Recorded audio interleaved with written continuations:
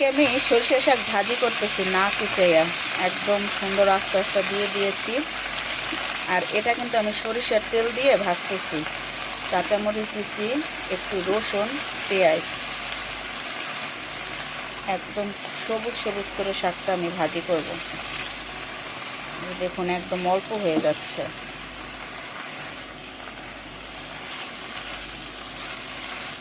এর ভিতরে কিন্তু আমি কোনো হলুদ ব্যবহার করব না, সুন্দর সবুজ সবুজ রাখবো শাকটা। এত সুন্দর কালারটা দেখাচ্ছে।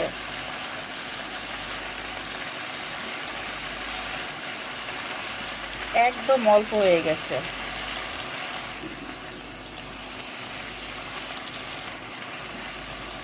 খুব সুন্দর।